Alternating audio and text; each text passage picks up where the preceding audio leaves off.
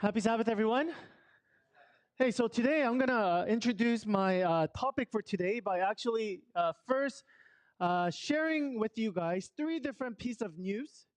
And I want you guys to see the correlation or the connection between all three of them, okay? First news, this was actually a couple years ago, 2 years ago. Do you guys know who this is? This is Sean Spicer. He's the white president, White House press secretary. And he said 2 years ago when President Trump was inaugurated, he said, we had the most people ever, both here and global, attending our inauguration. Okay? After this, social media went crazy because they said, the picture on the left, this is during Obama, and this is during Trump's inauguration. And you could just see the picture and you go, I don't think so, right? So after this, another lady came out. Oh, I didn't put that picture. Sorry, let me go back. Another lady came out. Her name is Kellyanne Conway. She's the press secretary. Oh, no, she's the presidential aide.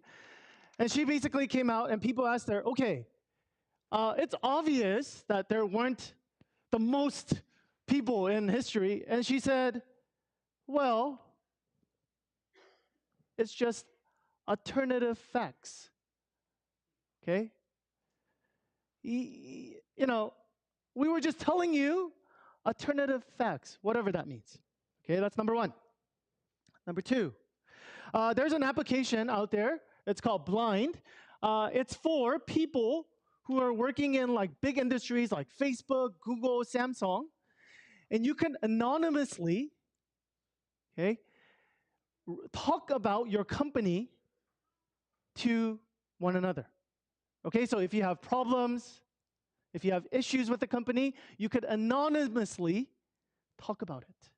Now, this was a time, this is a couple months back when Facebook had issue with like information leaking and stuff like that, and somebody asked, okay, one of the Facebook employee, we don't know who it is, but we said, hey, how is it going in Facebook with all of these, like, is it possible that, you guys are working for an unethical company? And, a lot of these things came through.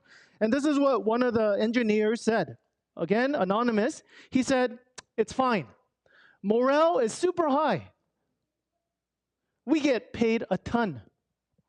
I'm looking forward to my yearly bonus of 100,000 K. And then he says, forget ethics, but he said the F word. Money is everything. So as long as we get money, who cares if we sell information? Number three, this is a story that I have presented before, but this story is just such a fascinating story because like you're like, wow, and then oh, and then it goes, oh, like really bad. So I shared this story before, but basically this man on the left, his name is Bobby, right here, and her name is Kate, okay? And basically the story goes, Kate, she's driving home late at night, and she runs out of gas. And it's like sketchy part of town. All of a sudden, this guy named Bobby, he shows up and he says, what's going on? It's like, oh, I'm out of gas. I'm here. I'm stranded. And he says, okay, I'll go get gas for you. So he walks a couple of miles down the street. He brings gas for her and fills her gas. The cool part is he's actually homeless. Or he was homeless, and he actually only had $20, and he used that $20 to fill up her gas. Great news, right? So she goes, wow, he's such an awesome guy. So she decides, with her boyfriend Mark, sets up a GoFundMe page and saying, man, what a great Samaritan. He's not a good Samaritan, he's a great Samaritan. Let's help this guy out. So they do GoFundMe, and they raise $500,000. That's great, right? Couple months pass. All of a sudden, this guy comes out, Bobby, and says, you know the money that you guys raised? I didn't get anything. These guys, they're going to Vegas. They bought a new Mercedes. They're spending it all. So, news comes out and, what's going on? And Kate and Mark, these couple, they go on like one of those talk shows and says, I don't know how, Bobby could do that to us. We would never do something like that. There was all of these debates. Finally, the investigators got involved. All the, police got involved. What happened? Basically, all three of them were in this hoax. They all made it up. Okay? All of this thing, everything was just made up. Okay? They just concocted this news so they could get money and benefit from it. Okay? So again, what is the line that connects these three stories? It is lack of truth, lack of honesty, lack of integrity. And these three different sectors, we're talking about government, to businesses, to even personal people, individuals. So it is no surprise to us when it comes to, whenever, Gallup poll, they do like, trustworthy on government or, businesses or even churches. It's not a surprise that their trustworthiness when it comes to government, politics, business, church even, is very, very low. Okay? And now we walk around, it's really difficult. Especially when we see news like this and we want to help out a homeless person, but we go, are they for real? Today, we're going over this word in the Bible called faithfulness. But this word faithfulness in the Bible, it's used many different ways. It's used as honesty, for truthfulness, for integrity. This whole series, we're talking about what would it look like? What would this world look like? What would our lives look like? What would this world look like? What would our family look like if we became adults the way that God wanted us to be adults? And so we're going over different traits. And so today we're going over integrity. What would our lives look like? What would our families look like? What would our government look like? What would our church look like if we actually had integrity in our lives? All right? So the Bible is going to give us it's actually going to give us 4, but let's go over the first 3 first, okay? And to give you a phrase, it's going to be like this, okay? It's going to be, let me see. I forgot. Okay, it is, say what you mean. Okay, say what you mean what you say, and keep it real. Okay, so let's see that. Say what you mean what you say, and keep it real. Okay, let's look at the first verse. So that we may no longer be children tossed to fro by the waves, carried about by every wind of doctrine, by human cunning and by craftiness and deceitful schemes. Rather, speaking the truth in love, we are to grow up in every way into Him who is the head, into Christ. So, verse 15, it actually tells us, rather or instead, speak truth. Instead of what? Instead of, right there, cunning, craftiness, and deceitful scheme. Now, when it comes to words, and when we're talking about lying, most of us, we think of lying as long as we're not, most people think lying as conveying inaccurate statements. So if I blatantly say something to you that is untrue, that's lying. But if I direct you to another way, and I'll give you examples of this, it's not really lying. Okay, I'll give you an example. So when it comes to communication, there's a thing called speech act theory, where basically they say every word is actually a deed. Okay, and the Bible is actually talking about this as well. So every word that you say, whether it is truth or not, it has intention or purpose. Okay, so for example, I'll give you an example of this. So imagine you're at your company, your office, with your coworkers, and there's a theft there. Okay, so somebody comes in, and you know that Mr. A actually stole the thing.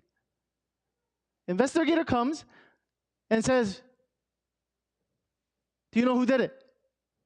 But you want to protect Mr. A, and so you go, I don't know who did it, but I saw Mr. B in the office. Okay? Is that a lie? No, Mr. B was there. Mr. B was there. But what is your intention? What is your purpose? It is misdirection. It is red herring. Okay, you're throwing a red herring out there. Chase this instead. Okay? So what is it saying? Our definition is usually as long as we don't convey wrong information, that's not a lie. But actually, what the Bible is saying is anything deceitful, anything crafty, anything cunning, if you are trying to direct people, okay, even though it is somewhat true, then that is false. So the Bible actually gives us a very wide view of what it means to have integrity or what it means to actually speak truth. Okay, so I'll give you some examples of this. So we call these benevolent lies or white lies. So some of these examples. So there's polite lies like this. I would love to go, but I'm actually out of town, but you're not. That's a polite lie. You don't want to say no, but so instead you say something else. Euphemisms, right? You say things like, "I think you're overqualified for this job," but really you're not qualified for this job. But you want to, you want to say it nicely. Exaggerations. Okay. Tim Keller, he gives an example of this. In marriages, we use exaggerations all the time. We say, "You always," or even in couples, "You never." And he's saying that's an exaggeration. Why? Because, there's times when we sometimes do it. So it's not "you always" or "you never." Okay. Word inflation. This happens all the times in advertisement, right? Or when you're trying to invite a friend and tell them to come to an event, you go, "This is the greatest thing ever." So you create some kind of hype because you want to invite other people. Again, the Bible says all of these, if it's cunning, crafty, deceitful, even though you might be speaking right information, if your intention or if your purpose is to lead them in a different way, that is not speaking truth. Okay, so first one, say what you mean. Number two, mean what you say. Therefore, having put away falsehood, let each of you speak the truth with his neighbor, for we are members one of another. So it says speak truth, but what? In what context? Within community. Now, within community, there has to be some kind of agreement or some kind of covenant that happens so that you can belong in community, right? Every community, every group that you have certain agreements. Okay. Now, what it's really talking about is keeping promises, making promises and keeping promises. Now, we live in a culture where keeping promise, making promise, this is very, very unpopular. Okay, I'll give you two examples of this that we see. And one example of this is you see nowadays couples without getting married, they live together. That's an example. Another example of this, where we don't make promises anymore, is people could get very involved within church, but that doesn't mean that they get baptized or become a member or agree to the doctrines. Again, I'm not obviously equating those two things, but 70 years ago, that never happened. But nowadays, we go, is it really necessary? Can't we just say, I love each other? Can't we just say, I like this church? Isn't that enough? Like, why do I have to commit? Why do I have to promise? And the reason behind it is really because we value personal freedom so much in our culture nowadays. It's like, why make a promise? Why commit to something, right? When I know that in the end it's going to bother me, it's going to inconvenience me, right? Like, there's no freedom in that. I'm just going to get out whenever I can get out.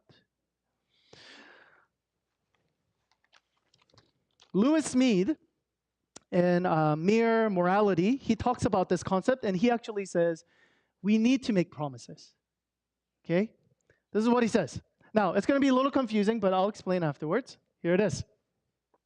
When we make a promise, we take it on ourselves to create a future with someone else, no matter what faith or destiny may have in store. This is almost ultimate freedom. What is he saying? He's actually saying, when you make a promise, that's actually real freedom. When you don't make promises, that's not freedom. Why? When I make a promise, I bear witness that my future with you is not determined by the hand I was dealt out of my family's genetic deck. Continues on, when I make a promise, I testify that I was not rooted along some unalterable itinerary by the psychic condition visited upon me by my slightly wacky parents. I raise above all the conditioning that limits me. No German Shepherd ever promised to be there with me. No computer ever promised to be loyal for life. Only a person can make a promise. And when he does, he is most free. Okay, what is he saying? This is what he's saying. He's saying, don't you understand? You think that if you make a promise, I'm losing freedom. But he's saying the opposite. He's saying, if you don't make freedom, you're going to be slave to your circumstances. You're going to be slaves to your feelings. Okay? You're going to be slaves to situations. So you don't actually get to do what you really want to do because you're always swayed. Right? You go, for example, I'm going to lose weight. That's what I really want to do. But what happens if you don't make a promise to actually not eat something or get into a routine? And nowadays, that's why, you have diet programs where it locks you in. Because if you don't do that, you're going to do whatever you want. And you're not free. You're going to be controlled by your appetite, your feelings, situations. And so, Lewis Smead, he actually says, no, make a promise. Why? Make a commitment. Why? Because that's how you have control over your lives. That's when you have true freedom.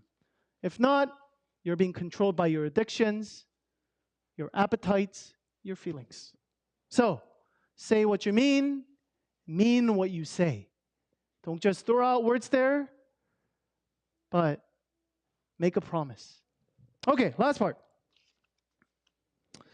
When it comes to this idea of integrity, therefore, having put away falsehood, let each one of you speak the truth with his neighbor, for we are members one of another. So it talks about this idea of putting off falsehood.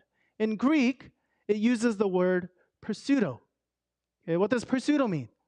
It's this idea of fake image. Okay? The word integrity actually comes from the root word integer. Do you guys know, some of you guys not math geeks, but if you're interested in math, and some of you students, what does integer mean? Integer means it's a whole number, not a fraction number, right? So it's this idea. What does integrity mean?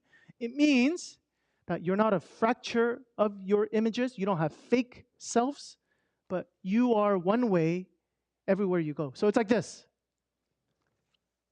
You are certain way, most of us, this is what we do. Most of us, we don't do this very well because most of us, we are a certain way at church. And then when I'm with my friends, I am another way. And then when I am with my coworkers, gotta put on another mask.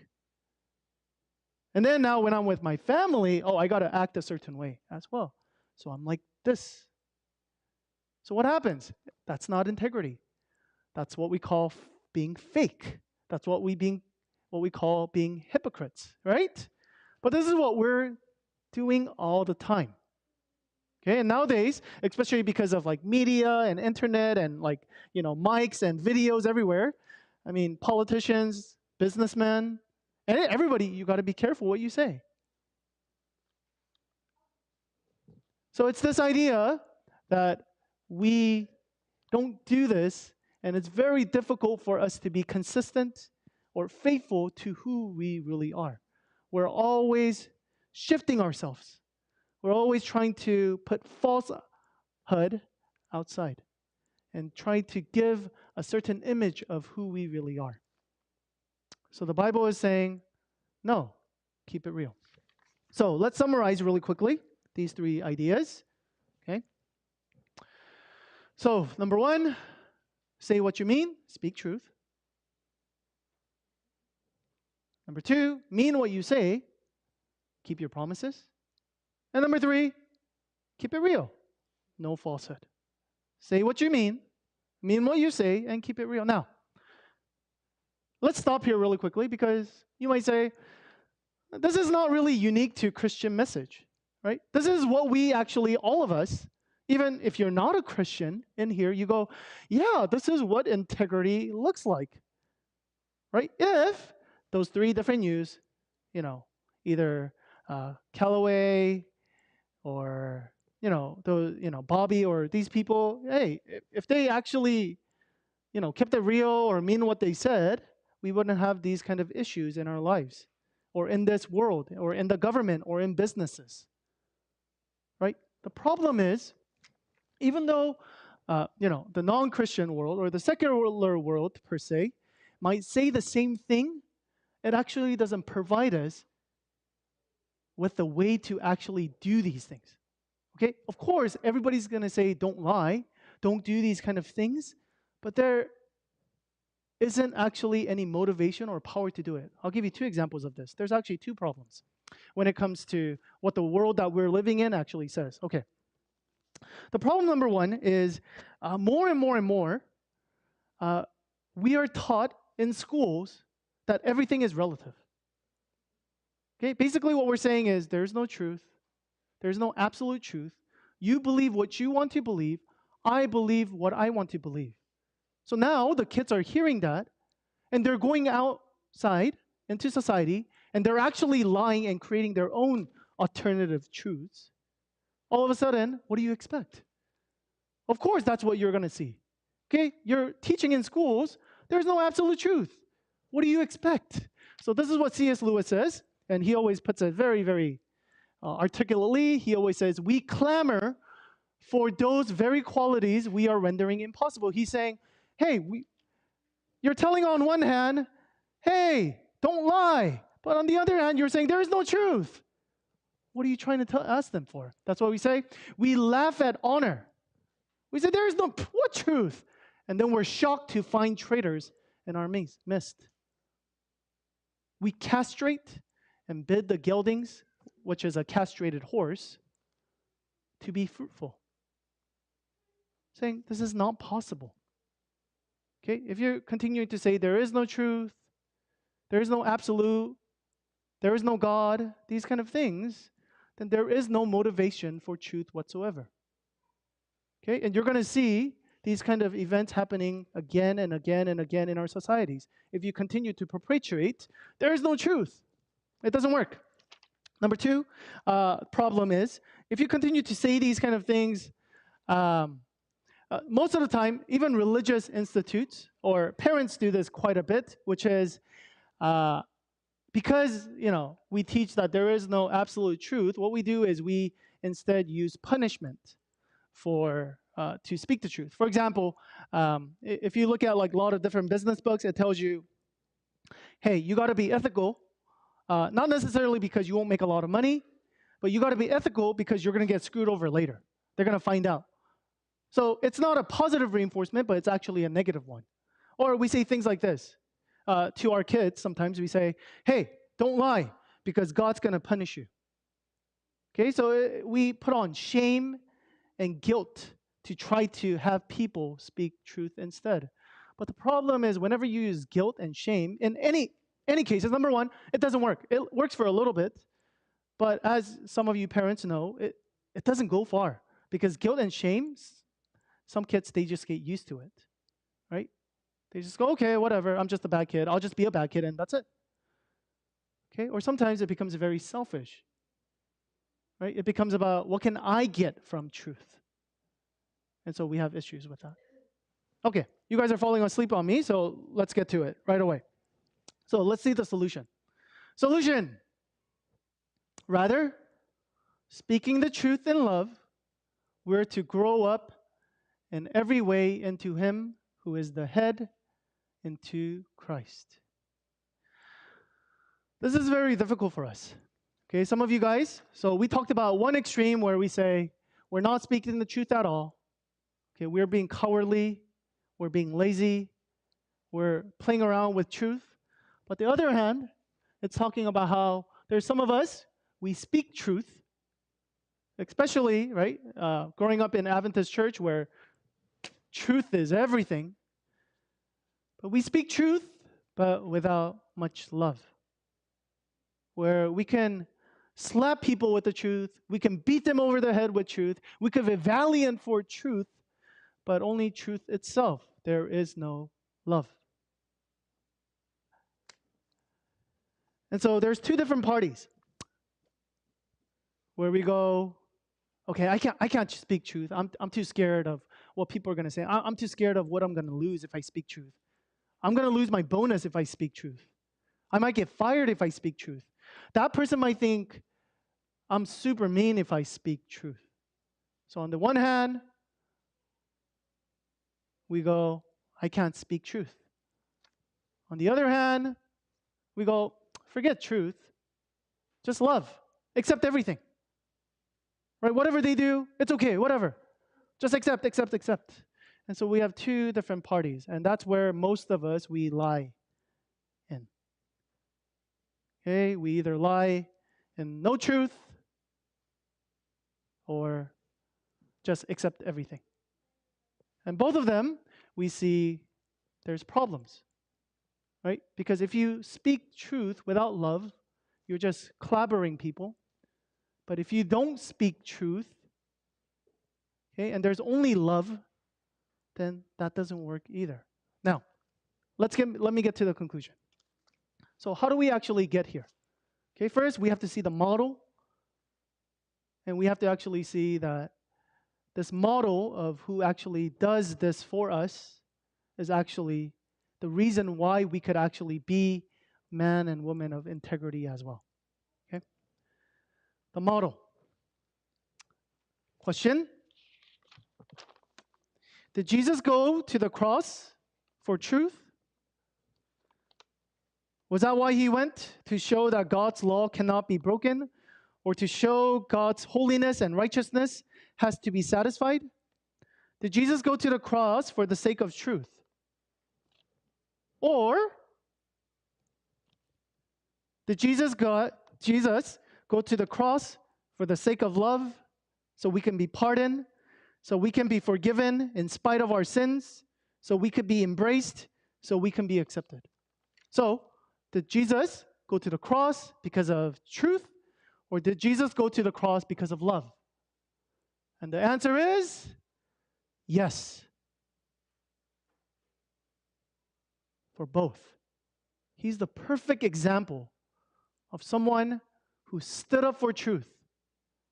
He knew that these people would kill him if he stood up for truth. He knew that he would be unpopular and he would be hated. He knew, as he was praying in the Garden of Gethsemane and his disciples are sleeping on him, when they didn't show faithfulness, he still showed faithfulness. He stood up for truth.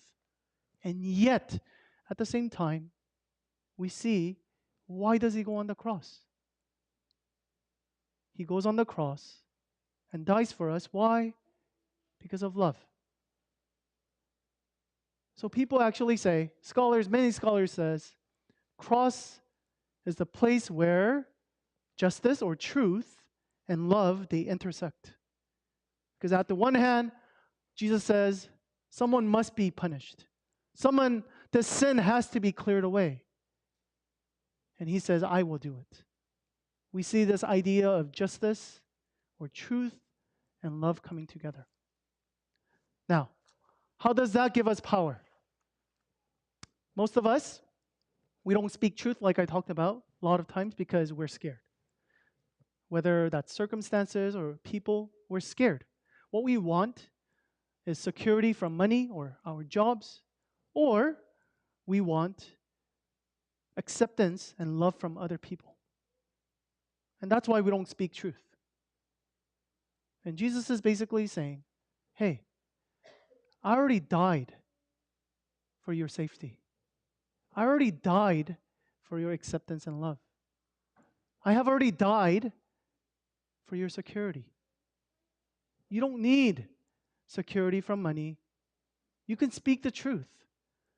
You don't need acceptance and love from other people because I have already given it to you. You see, it is only when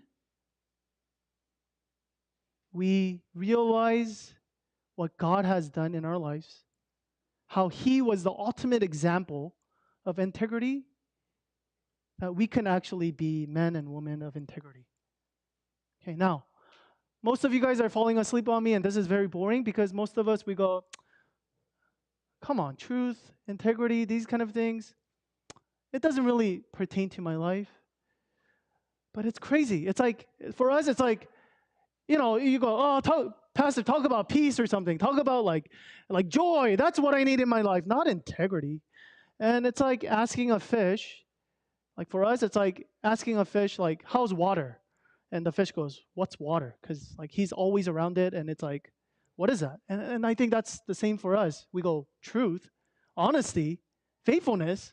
Like, what is that? But if you actually look really deep inside, that's what we want from each other, no? Like, don't you want your spouses, your kids to be faithful to you? Don't you want your coworker to be honest to you? Don't you know that if we had more integrity, not only in our lives, but in our society, that we would actually see injustice getting away? And this is exactly, again, what we see in Jesus.